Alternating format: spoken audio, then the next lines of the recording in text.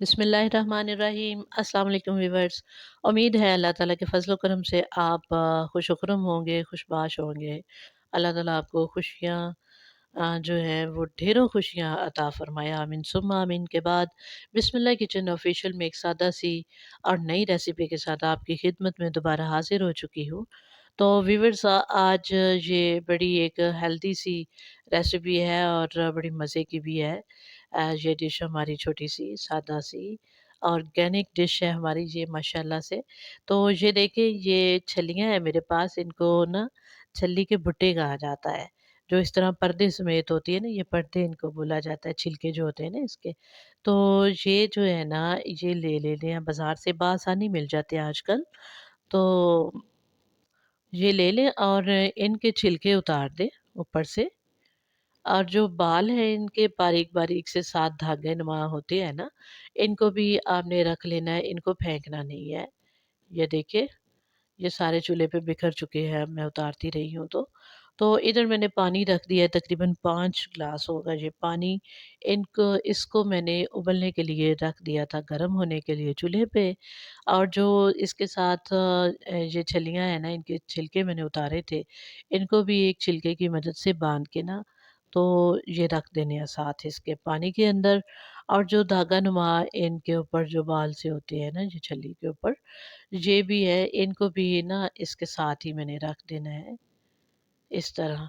ये देखिए, तो इसका इसकी जो है ना अफ़ादियत ये होती है, फ़ायदा ये होता है इसका कि इसकी खुशबू बड़ी अच्छी आती है छलियों के अंदर से ना, जब जब तैयार हो जाती है, पक जाती है, खुशबू बहुत ज़बरदस्त आएगी, ज़बरदस्त फ्लेवर होगा।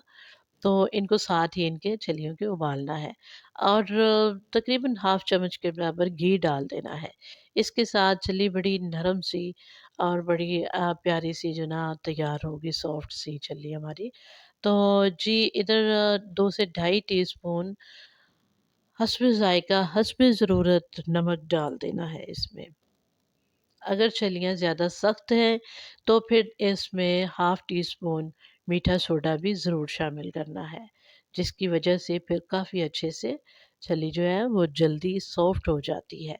और अगर इस तरह जिस तरह मेरे पास छलियाँ हैं ये नरम-नरम सी, इस तरह होंगी तो फिर इनमें मीठा सोडा शामिल करने की कोई ज़रूरत नहीं है। और 1 टीस्पून इसमें मैंने हल्दी शामिल कर दी थी, क्योंकि छल्ली का जो होता है ना असर काफ़ी बादी होता है, वादी असरात की हामिल होती है ये छल्ली। तो इसमें आप 1 टीस्पून हल्दी डालेंगे तो इसका फ़ायदा जो है ना वो बहुत ज़्यादा होगा। बल्कि इसके टेस्ट में भी काफ़ी फ़र्क आएगा। तो अगर आपको ये पसंद नहीं है तो थोड़ा-सा येलो कलर डाल सकते हैं। इसके साथ फ़ायदा भी होता है हल्दी के साथ, और इसका कलर भी बड़ा खूबसूरत सा आ जाता है छल्लियों के ऊपर। तो अगर आपको ये पसंद नहीं है तो आप फिर येलो कलर यूज़ कर सकते हैं थोड़ा-सा, खूबसूरत कलर लाने के लिए। तो लीजिए, इसे 20 मिनट तक मैंने पकाया है दरमियानी आँच पे कवर दे के, ढक के। अब मैंने एक छल्ली इसमें से निकाली है, इसको तोड़ के देखा है। बड़ी आसानी से ना छल्ली जो है ना वो टूट चुकी थी और ये दाने इसके हैं काफ़ी सॉफ्ट हो चुके हैं, लेकिन थोड़ी-सी कसर रह गई है। अब मज़ीद मैं जो है ना इसको 10 मिनट के लिए कवर दे के ढक के पकाऊँगी।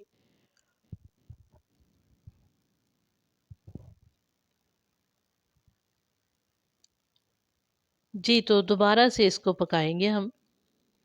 देखिए, 10 मिनट के बाद काफ़ी सारा पानी जो है ना अब्ज़र्व हो चुका है छलियों के अंदर, और ये छलियाँ माशाल्लाह अल्हम्दुलिल्लाह अल्हम्दुलिल्लाह बहुत ही सॉफ्ट सी बनी हैं और शाइनी सी छलियाँ नज़र आ रही हैं आपको।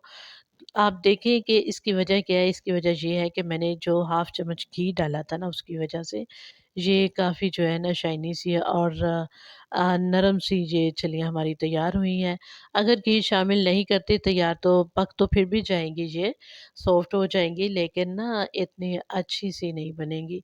रूखी-रूखी सी ये जो है इसके दाने खुशक-खुशक से खाते वक़्त महसूस होते हैं, तो इसलिए थोड़ा-सा घी ज़रूर शामिल कर लीजिए। अगर देसी घी हो तो फिर क्या ही बात है, वो आप वो भी शामिल कर सकते हैं। अगर देसी घी नहीं है, मक्खन है, तो थोड़ा-सा आप हाफ़ टेबल स्पून के बराबर वो शामिल कर सकते हैं पानी में। तो जी, इधर चाट मसाला मैंने ले लिया है और लेमन काट दिया है। लेमन में से बीज निकाल देने हैं और इसके ऊपर अब बारी आती है छल्ली के ऊपर, ये जो धागे होंगे ना बारीक-बारीक इसके, ये सारे हटा लेने हैं और थोड़ी-सी ठंडी होने के बाद छल्ली के ऊपर ना इस तरह हाफ़ लेमन ले लेना है और इसके साथ चाट मसाला लगा देना है। चाट मसाला लगाएँगे और हल्के हाथ से इसको इसके ऊपर स्प्रेड करेंगे, थोड़ा-थोड़ा दबाते जाएँगे लेमन को, इसका जूस भी इसके ऊपर लगता जाएगा और चाट मसाला भी इसके ऊपर अच्छे से इसकी कोटिंग हो जाएगी। तो बड़ा ही ज़बरदस्त टेस्ट आएगा चाट मसाला और लेमन के जूस के साथ और इस तरह ये हाज़मेदार भी हो जाएगी और टेस्ट में भी जो है ज़बरदस्त जो ये तैयार होगी छल्ली खाने के लिए अब सर्व करने के लिए बिल्कुल तैयार है माशाअल्लाह, अल्हम्दुलिल्लाह।